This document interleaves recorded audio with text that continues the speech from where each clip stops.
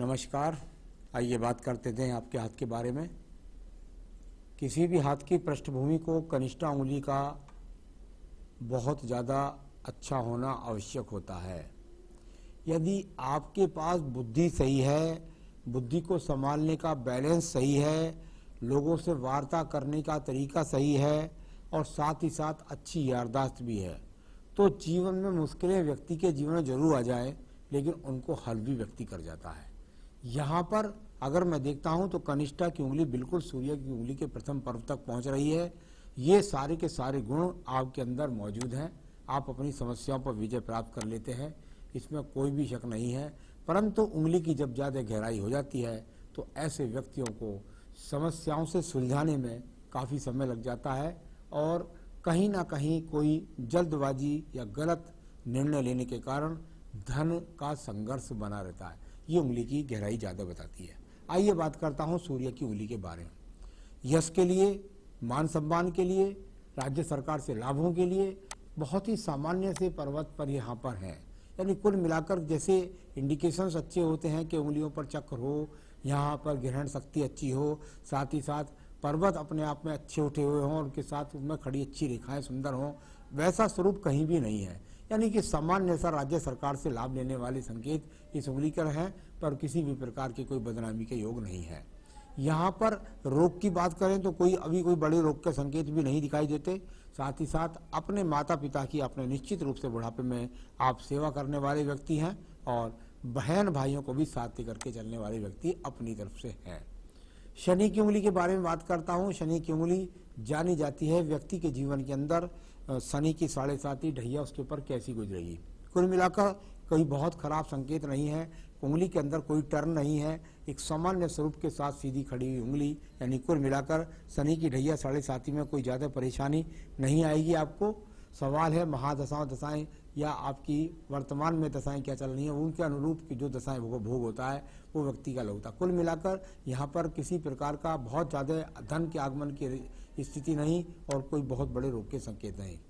बृहस्पति की उंगली जानी जाती है संतान सुख के लिए, पत्नी सुख के लिए। कुल मिलाकर के यहाँ पर पत्नी से सुख भी है और संतान से भी सुख है। यानी कुल मिलाकर संतान सुख सहयोग आपके पास में ढूंढते हैं और ईश्वर की कृपा, इसको भी मैं बड़ी बात मानता हूँ कि किसी के पास संतान हो, अच्छी पत्नी हो, तो ये भी अपने पास में मौजूद है।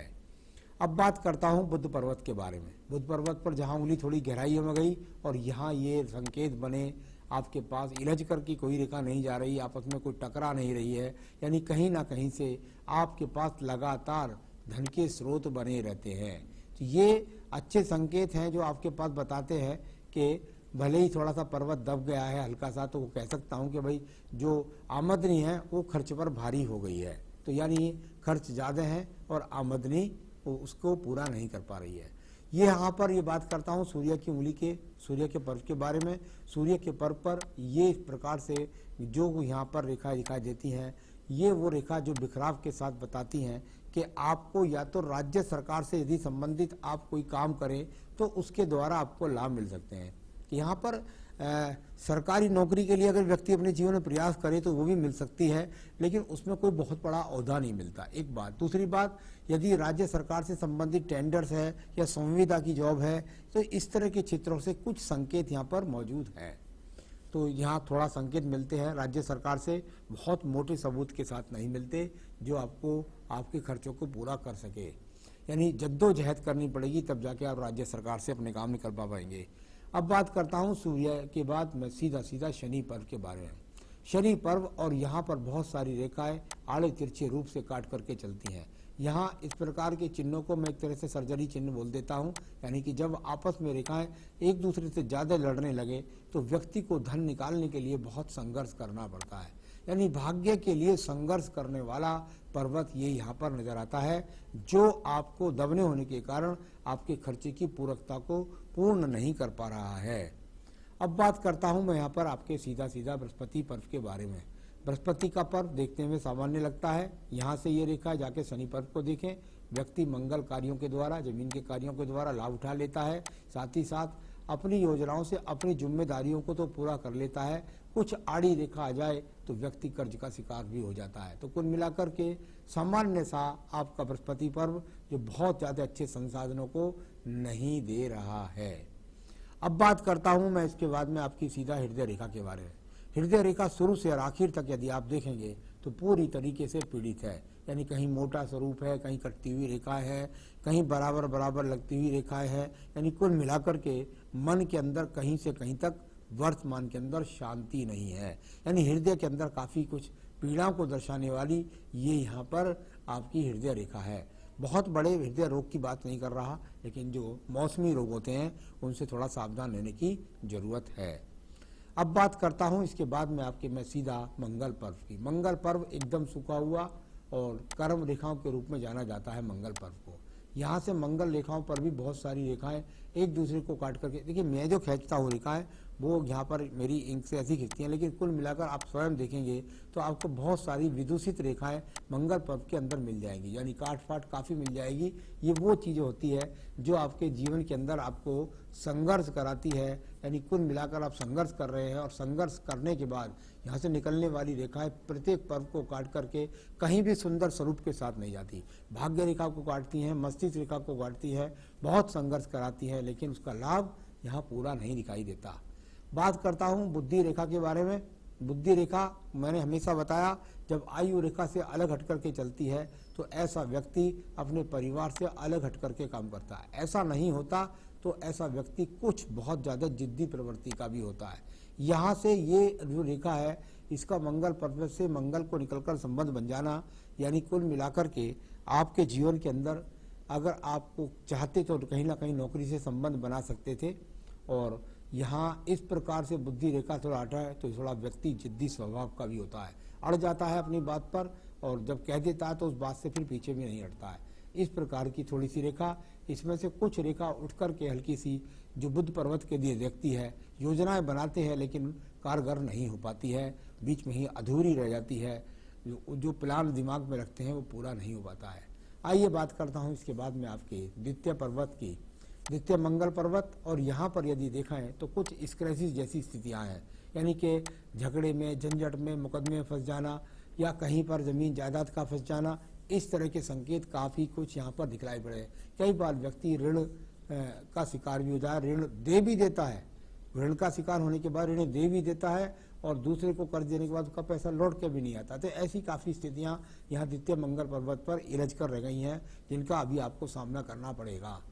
बात करता हूँ इसके बाद में आपके चंद्र पर्वत की। चंद्र पर्वत का केतु पर्वत के साथ बहुत इलझ कर के रेखाएं संबंध बना रही हैं, यानी कि इतनी ज़्यादा स्थिति खराब हो जाना, ये व्यक्ति को कहते हैं कि भाई डिसीजन के द्वारा जल्दबाजी करने से, सही व्यक्ति का चुनाव ना करने से, भागदौड़ करने के बाद भी व्यक्ति को नुकसान के संकेत। साथ ही साथ सेहत का भी आपको विशेष रूप से ध्यान करना होगा, क्योंकि ऐसी स्थितियों में व्यक्ति झगड़े का, झंझट का, मुकदमे का, रोग का और एक तरह से कहते हैं पैसे फंस जाने का, ये सारे संकेत अच्छे नहीं हैं, जो आपको बहुत ज़्यादा मानसिक दबाव बना रहे हैं।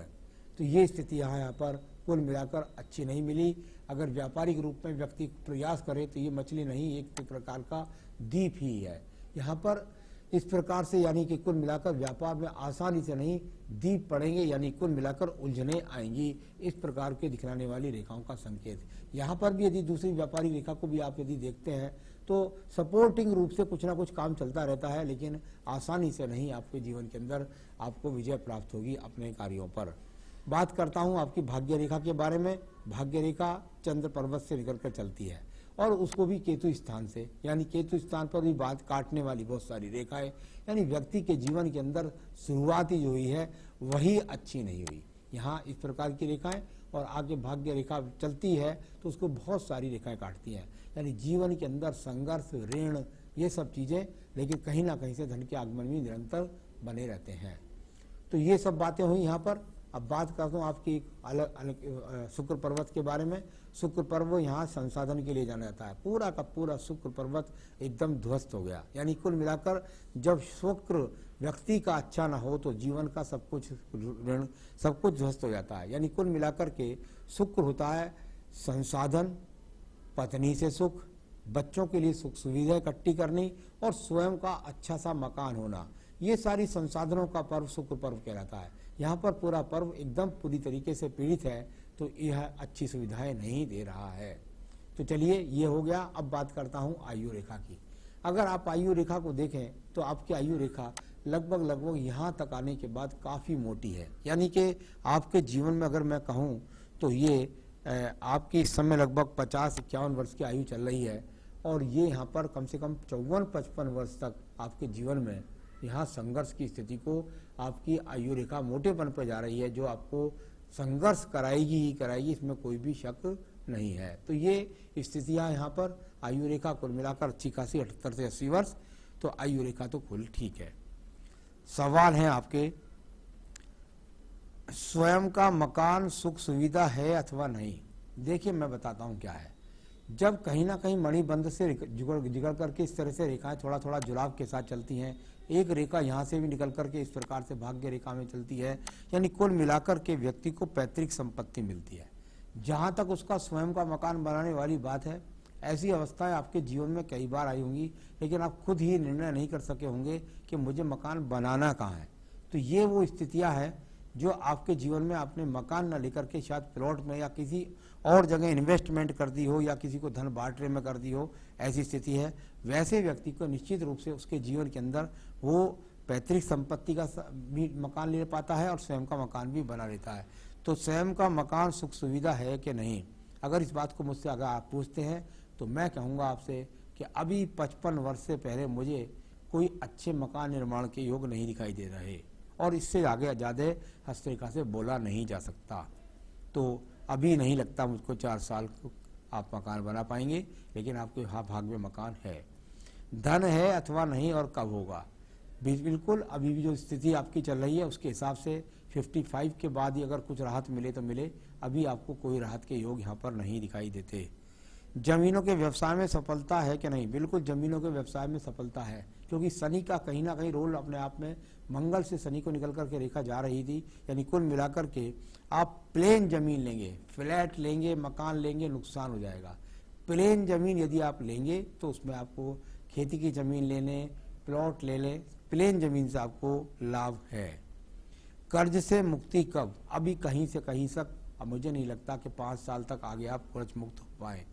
लोगों से धन वापसी के योग है कि नहीं, उसके लिए मैं आपको कुछ उपाय बताऊंगा। अगर आप निरंतर करेंगे तो आपका पैसा धीरे धीरे लौटना शुरू हो जाएगा। शासकीय सेवा में सफलता और ज्ञान, शासकीय सेवा में सफलता और ज्ञान बिल्कुल निश्चित रूप से है। ऐसा व्यक्ति प्रयास करे तो उसको राज्य सरकार की नौकरी भी मिल सकती है, साथ ही साथ संविदा की जॉब मिलती है। गवर्नमेंट्स के टेंडर्स, ठेके वगैरह अगर वो ले तो उसमें भी व्यक्ति को लाभ मिलता है। तो ये इस तरह से राजकीय सेवाओं का काम है। आपने पूछा पत्नी और बच्चों के स्वास्थ्य के बारे में, वो बच्चों के हाथ या पत्नी का हाथ बताएगा या उनकी जन्म पत्री भेजेगा, उसके द्वारा हम आपको बता पाएंगे। तो यहाँ आपके जीवन का संघर्ष को तो आपको सुलझाना होगा, क्योंकि आपका पैसा फंसा हुआ है, इसमें कोई शक नहीं, कर्ज भी है, इसमें भी कोई शक नहीं, और यहाँ खर्च जो है वो आपके आमदनी पर भारी है, इसमें भी कोई शक नहीं। तो आइए मैं बताता हूँ आपको क्या करें। आपको आपका रत्न बनता है फायर ओपल, क्योंकि मेरे हिसाब से शुक्र सबसे ज़्यादा पीड़ित है, और शुक्र जब अच्छा नहीं होता तो व्यक्ति के पास संसाधन अच्छे नहीं होते। अगर व्यक्ति के जीवन में शुक्र की दशा आ जाए तो बहुत ज़्यादा परेशानी। तो कुल मिलाकर ये फायर ओपल आपको पहनना है, शुक्र मजबूत करेगा, धन के आगमन बनाएगा, कर्ज से बचाएगा। यदि आपको मिल जाए तो ठीक है, नहीं मिले तो मुझसे संपर्क कीजिए, मैं आपको ऑनलाइन दिखला करके और आपको व्हाट्सएप पे और फिर आपके स्थान तक पहुँचा सकता हूँ। पूजा करनी पड़ेगी जरूर आपको। कर्ज, जिन लोगों पर पैसा फंसा है उनके लिए कार्तवीर्य स्रोत पढ़ें, उनसे अगर पैसा निकालना है तो कार्तवीर्य स्रोत पढ़ें, मैं दे दूंगा लिंक उसका। साथ ही साथ देवी कवच और श्री सूक्तम का पाठ नित्य आप करें तो आपको अपने जीवन में निश्चित रूप से बहुत सारी सफलताओं मिलेगी। स्थिति कठिन है, जटिल है, इसमें आपको पूजा पाठ करनी ही पड़ेगी। नमस्कार।